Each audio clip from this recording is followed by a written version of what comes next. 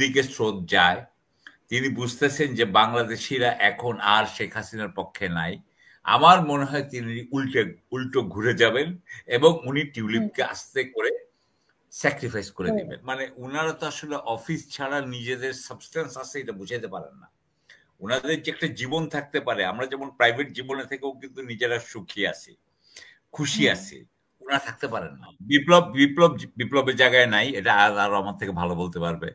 কিন্তু বিপ্লবের জায়গায় নাই বলে আমি মনে করি। কিন্তু সেই সময়ে আমাদের যারা সন্তান তুল্য, ওদের মনে কিন্তু একটা ভিশন ছিল বলে আমি মনে করি।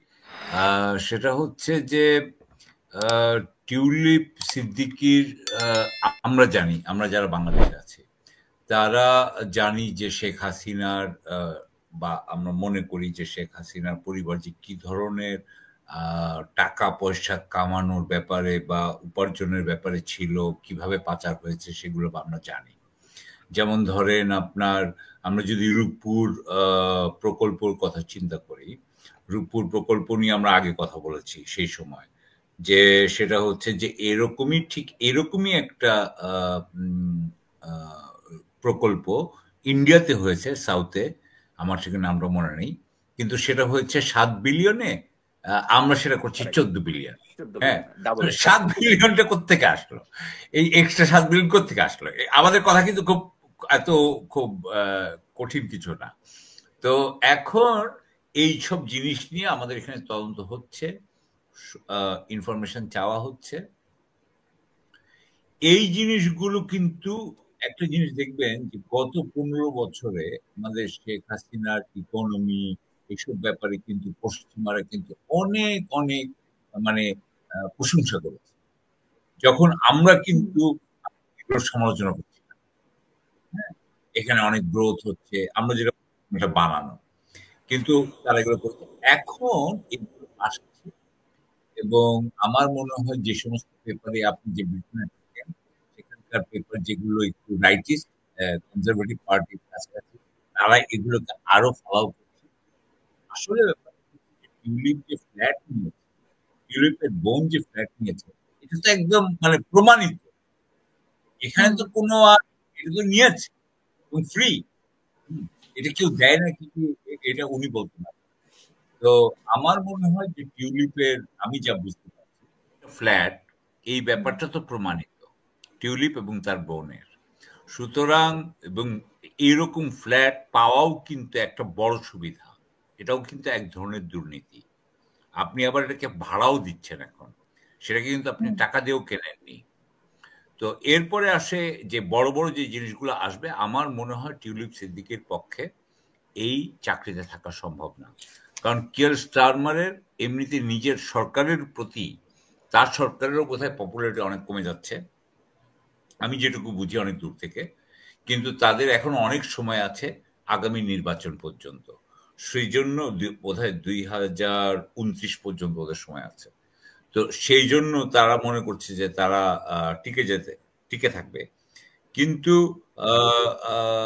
আমার মনে হয়, এবং আমি দেখলাম যেটা, যে শেখ হাসিনার আওয়ামী লীগ কিয়ার স্টারমারের সাথে তার আবার কিছু ডিনার টিনারও করছেন সেখানে।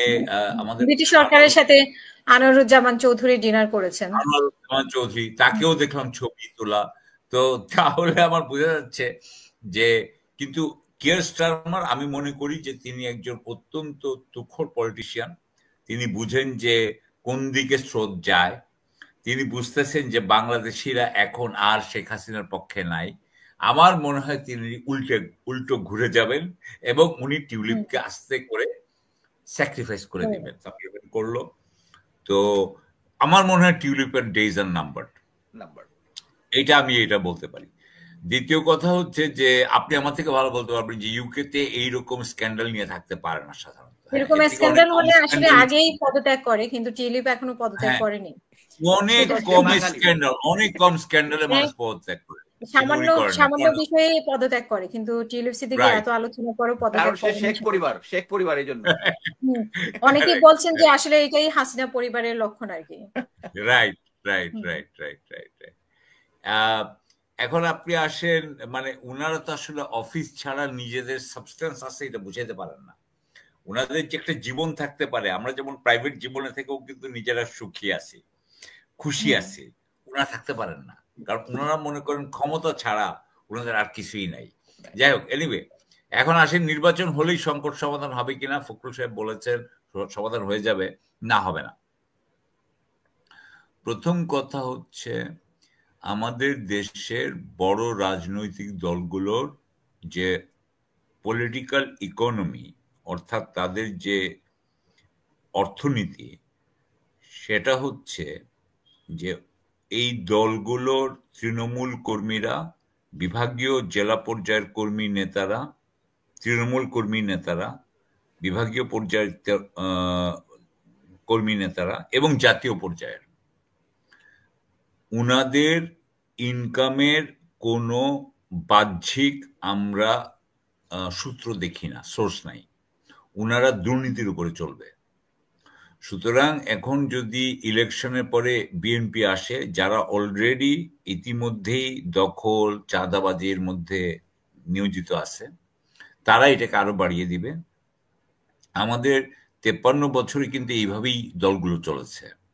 আপনি সেটা আওয়ামী লীগের কথা বলেন, আপনি সেটা আমি বলবো বিএনপির কথাও বলবেন, খুব কম ছিল ওই সময় জিয়াউর রহমানের সময়, কিন্তু তারপরে জাতীয় পার্টির কথা বলেন, আর আর আর আওয়ামী লীগ বিএনপি তো আছেই 91 থেকে। সুতরাং আমি মনে করি যে উনারা এসেই এই চাঁদাগুলো বন্ধ করে দিবেন, দুর্নীতিগুলো বন্ধ করে দিবেন, এটা হতে পারে না। কারণ এটা করলে উনাদের নিজেদেরই জীবন নির্বাহের কোনো উপায় আর থাকবে না বেশিরভাগ মানুষের। সো আরেকটা জিনিস যেটা মুস্তাফিজ বলল, যে সেটা হচ্ছে যে আমাদের আমলাতন্ত্র যেভাবে রয়েছে, যার কোনোই পিউরিফিকেশন তেমন ভাবে হয়নি, তারা যতদিন থাকবে তারা ততদিন ধরেই বাংলাদেশের এই যে যেটা করেছে সেই জিনিসটা হতে দিবে না। আজরা যে বিপ্লবটা করার চেষ্টা করেছে, তাদের মনে যে বিপ্লবটা ছিল, সেই বিপ্লবটা কিন্তু এই আমলাতন্ত্র হতে দিবে না। তৃতীয় ব্যাপারটা হচ্ছে আন্তর্জাতিক পর্যায়ে ভারত এবং আমেরিকা এবং অন্যান্য দেশ যেভাবে বাংলাদেশকে আপনার ভারতের ব্লকে রাখতে চাচ্ছে, আমি মনে করি না যে নির্বাচন হলে আমরা তার থেকে বেরোতে পারি। অর্থাৎ বিএনপি এবং জামাত এবং অন্যান্যরা আমাদের চোখে ভারতের প্রতি এক ধরনের এক ধরনের যেই সহানুভূতি প্রকাশ করছে বা যে ধরনের অনুভূতি প্রকাশ করছে, তাতে আমাদের মনে হয় না যে আমরা ওনাদের অধীনে এসে বাংলাদেশের ন্যায্য সার্বভৌমত্ব রক্ষা করতে পারব। তো সুতরাং আমি এই জন্য বলতে চাই, বিপ্লবের জায়গায় নাই, এটা আরো আমার থেকে ভালো বলতে পারবে, কিন্তু বিপ্লবের জায়গায় নাই বলে আমি মনে করি। কিন্তু সেই সময়ে আমাদের যারা সন্তান তুল্য, ওদের মনে কিন্তু একটা ভিশন ছিল বলে আমি মনে করি। ওদের কথাতে বিচ্ছিন্নভাবে হলেও বা টুকরো টুকরো হলেও কিন্তু এটা বেরিয়ে এসছে। ওরা একটা সাম্য, মানবিক মর্যাদা, সামাজিক ন্যায় বিচার যেটা ছিল সেটাও তারা চাচ্ছিল। তারা বৈষম্য বিরোধিতা চাচ্ছিল। তারা মেধার একটা মেধা ভিত্তিক সবকিছু হোক এটা চাচ্ছিল। তারা এক ধরনের 53 বছর ধরে যে রাজনীতি ছিল তার বিকল্প হিসেবে অন্য রাজনীতি চাচ্ছিল, কিন্তু সেটা আমরা তো পাচ্ছি না। জি, অসংখ্য ধন্যবাদ।